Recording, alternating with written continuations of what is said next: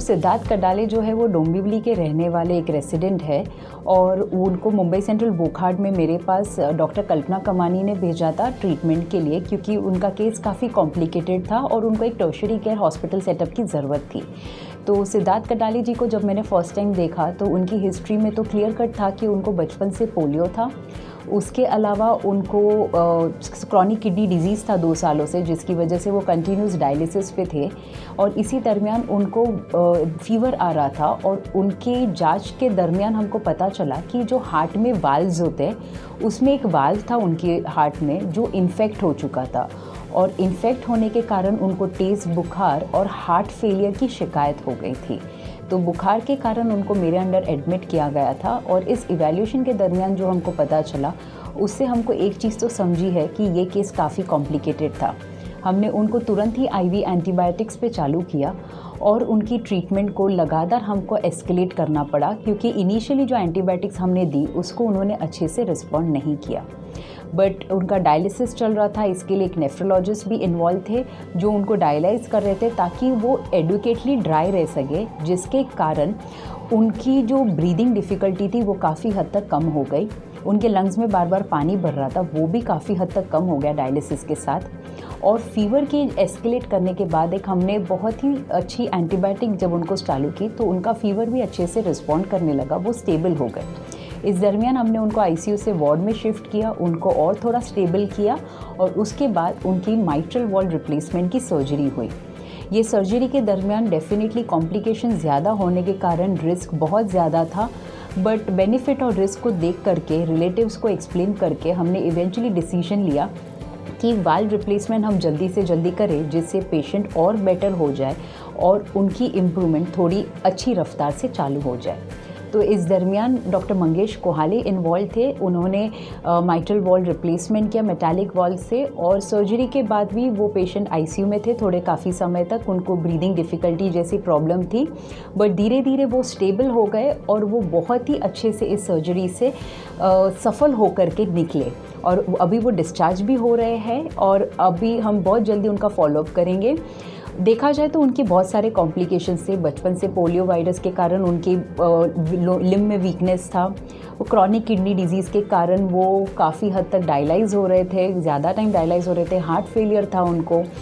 At the same time उनको valve में infection था, वाल्व का रिप्लेसमेंट करना पड़ा, उस लेवल का इन्फेक्शन था और वो काफ़ी हद तक मालनरिश्ड भी थे। तो ये सारे कॉम्प्लिकेशंस के दरमियान सर्वाइवल रेट सिर्फ 30 to 50% होता है, बट एक मल्टी डिसिप्लिनरी टीम जो वोकहार्ट हॉस्पिटल में है, जैसे कि हमारी ICU team doctor Kedar Toraskar और उनके सारे इंटेंसिविस्ट की टीम, हमारे कार्डियोलॉजिस्ट डॉक्टर रवि गुप्ता, हमारे नेफ्रोलॉजिस्ट डॉक्टर चंदन चौधरी और एज वेल एज़ हमारे वाल्व रिप्लेसमेंट करने वाले सर्जन डॉक्टर मंगेश कोहाले, और इस पूरे टीम को साथ में लेकर के मैं चल रही थी डॉक्टर हनी सावला, और हम सब ने बहुत ही अच्छे से इनको ऑपरेशन के लिए तैयार किया और जिस तरीके से उन्होंने रिकवरी दिखाई सर्जरी के बाद, we are very happy with his progress and I am sure now he will lead a normal life. एक टैबलेट रहेगी जो उनको चलती रहेगी, डायलिसिस तो चालू रहेगा क्योंकि क्रॉनिक किडनी डिजीज़ है, but may be to some extent उनका डायलिसिस का जो बर्डन था वो काफ़ी हद तक कम हो सकता है इसके बाद।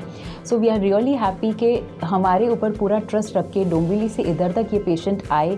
डॉक्टर कल्पना ने भी काफ़ी हद तक फैमिली को गाइड किया और उनको हेल्प किया, और इस मल्टी डिसिप्लिनरी टीम जो हमारे हॉस्पिटल की इन्वॉल्व थी, इसकी वजह से काफ़ी हद तक पेशेंट का भला हुआ, फ़ायदा हुआ और वो सक्सेसफुली अपने फुल हेल्थ में हेल्दी बिहेवियर के साथ और हेल्दी हार्ट के साथ यहाँ से डिस्चार्ज हुए। That is what we want at Wockhardt, life wins.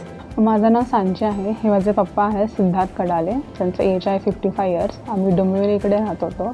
ते आधीपासून किडनी पेशंट असल्यामुळे एव्हरी मंथमध्ये आम्ही फॉलोअपसाठी त्या डॉक्टरकडे जात होतो तिथल्या।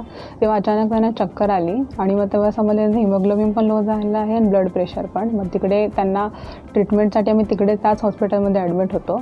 तेव्हा त्यांना 2 ते 3 रक्ताचे बॉटल्स पण लावलेले, पण काहीच इम्प्रूव्हमेंट नव्हती होत। ते समजत नव्हतं की एक्झॅक्ट काय झालं आहे। तेव्हा मी गुगलवर सर्च करून बघितलं वोकहार्ट हॉस्पिटलचं आणि त्यात डॉक्टर हनी सावला यांचं नाव बघितलं होतं, चांगले रिव्ह्यूज होते। सो मग मी सजेस्ट केलं की इकडे ॲडमिट करू टाउन साईडला, म्हणून आम्ही सकाळी अराउंड 7 o'clockला कार्डियक ॲम्ब्युलन्समधून माझी पूर्ण फॅमिली, मी, माझे भाऊ, मम्मी, माझा मामा आणि पप्पा कार्डियक ॲम्ब्युलन्समधून सकाळी वॉकआउट हॉस्पिटल अराऊंड 8 वाजता पोचलो. तिकडे आल्यानंतर हनी मॅमच्या अंडर सगळ्या ट्रीटमेंट स्टार्ट झाल्या. मग तेव्हा ते तब्बल 7 ते 8 दिवस आय गेस फर्स्ट ICUमध्ये ॲडमिटेड होते.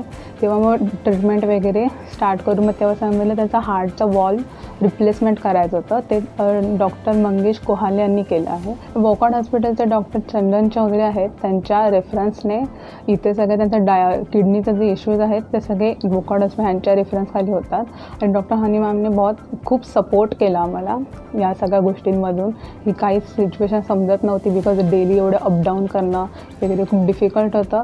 पण ह्या हॉस्पिटलमध्ये येऊन जे पण काही आहेत ते सगळे सॉर्ट आऊट झालेत आणि त्यांची सर्जरी पण रिकवर झाली आहे.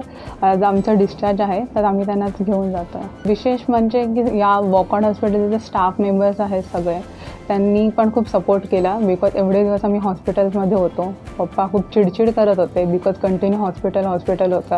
त्यांनी पण समजून घेतलं.